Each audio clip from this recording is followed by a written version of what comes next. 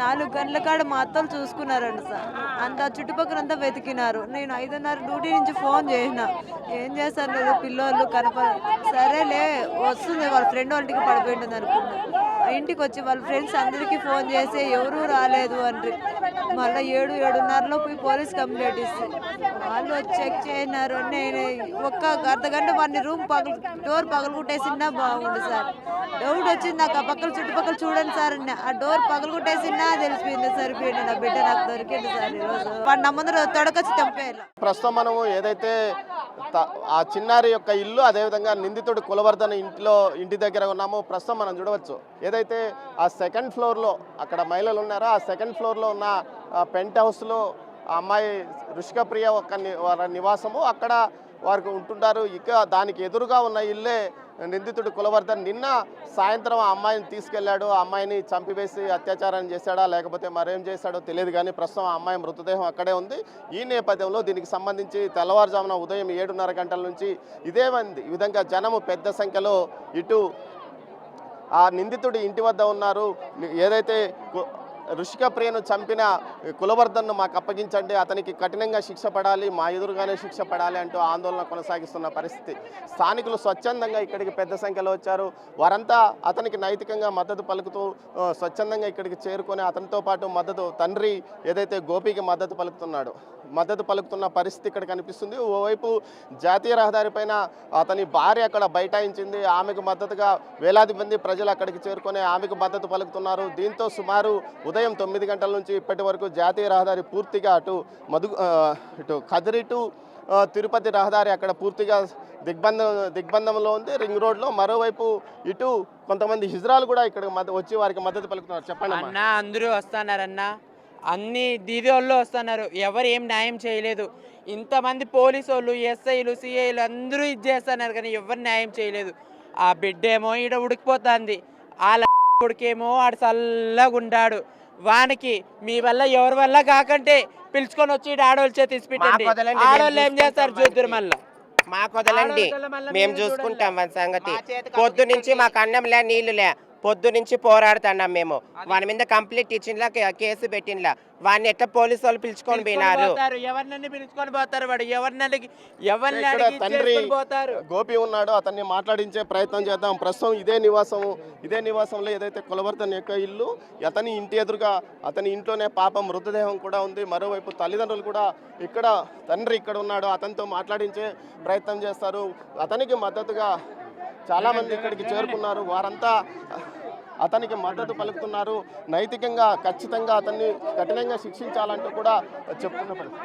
వీరంతా అతని బంధువులతో పాటు స్థానికంగా ఉన్న యువత వీరంతా వచ్చి ఆందోళనకు మద్దతు పలుకుతూ తాము కఠినంగా అతన్ని శిక్షించే వరకు వదిలిపెట్టమంటూ కూడా చెప్తున్నారు. తండ్రి కూడా ఇక్కడ ఉన్నారు. ఇదే ఇంట్లో కులవర్ధన్ నివాసం. నేను మీ డిమాండ్ చేసి మాకు వద్దు. 4 గంటల నుంచి నిన్న సాయంకాలం 4 గంట, ఇప్పుడు ఎంత టైము? నిన్న 4 గంటలకు ఇంతవరకు బిడ్డ ముఖం చూడండి. మీకు బిడ్డ మాదిరి కదా మనవరాలు అట్లాంటిదే. కొడుకు బిడ్డలో పెట్టిన పండ పెట్టిందంటే ఏమనుకోవాలి రావాలా? నేను మాట్లాడాలి. డిమాండ్ అంటే వాడు మాకు అప్పచెప్పాలా, వాడు అప్పచెప్పాలా. ఆడవాళ్ళకు న్యాయం లేదు, పిల్లలకు పెద్దలకు న్యాయాలు లేవు. వాడు తొడ కొట్టిపోయినాడు. పోలీసు వాళ్ళు ఏం బిగుతారని కాలు వేసిపోయినాడు. వాడు తొడ కొట్టిపోయినాడు. 3 రోజుల్లో వస్తాను. 5 లక్షలు 4 గంటలు నిన్న మిస్ అయిపోయింది. ఉండండి 4 గంటలకు నిన్న కేసు ఫైల్ చేసిన మిస్సింగ్ కేసుని. నేను తిరుపతి నుంచి ఊరు నుండి వచ్చినాను. 1 గంట పైన వస్తే సార్లంతా ఎంక్వైరీ చేసినాము. ఇక్కడ కూడా చూసినాము అన్నారు. ఇక్కడంతా డోర్లు తట్టినామన్నారు. సరే సార్ మనం ఒకసారి పదండి 2 గంటల కాడ మళ్ళీ మాట్లాడుకొని అన్ని చూసుకొని 2 గంటల కాడ వచ్చినాము. వస్తే సరే ఇక్కడంతా ఎక్కడ లేదు, మళ్ళీ 3 గంటల పైన మళ్ళీ 6 గంటల పైన వస్తామని చెప్పినారు సార్లు. మా నెంబర్లు అన్నీ తీసుకున్నారు. 6 గంటల పైన వచ్చినారు. మమ్మల్ని అక్కడ పోని ఇక్కడ పోని అని చెప్పినారు. పోయినాము. నేను గుడి దగ్గర పోయినాను. డోర్ వచ్చి తట్టినారు. తట్టేసి వాళ్ళందరూ వాడిని పంపించేసినారు. ఏం పోలీసు వాళ్ళు ఇన్వాల్వ్ కాకపోతే దీంట్లో ఇంకా ఎవడున్నాడు ఇన్వాల్వ్? మీరే చూపించారా? ఏమన్నా సీసీ ఫుటేజ్ ఉందా? అబ్బాయి సీసీ ఫుటేజ్ లేదు, ఈ ఏరియాకు లేదు. రాత్రి నేను నా భార్య ఆ సీసీ ఫుటేజ్ బిందు ప్రియ సిల్క్ సర్వీస్ ముందర పోలీసు వాళ్ళ ముందర మాట్లాడి మేము ఇక్కడ ఉన్నదని చెప్పి నాకు ఐడియా వచ్చాకే ఈ వాచల నుంచి వచ్చింది బిడ్డ. ఇలా ఇక్కడికి వచ్చి ఇది చేసినాడు. వీళ్ళ అమ్మ ఇన్వాల్వ్ అయ్యి బిడ్ను ఇట్లా అది పెట్టేసి సౌండ్ రానికం చేసి నేను ఆడికి 2:30 గంటలతో ఇక్కడంతా చూసి తిరిగి పెట్టి చేసినాను. ఇంతవరకు రెస్పాన్స్ లేదు. పోలీసులు కూడా మేము కేసు పెట్టలేదు, ఏం పెట్టలేదు కదా, ఎందుకు లేకుండా ఎత్తుకోమన్నారు బిడ్డను. మీ దగ్గరికి అధికారులు వచ్చారు కదా, ఏం చెప్పారు మీకు? అధికారులు వచ్చినారు, మీ సాల్వ్ అన్నీ చేస్తాము అని చెప్పి అన్నారు. మేము అది ఇంతవరకు వాడిని ఎత్తకొచ్చి మాకు చూపించండి అని చెప్పి అన్నాము. ఫోన్లో మాట్లాడినారు.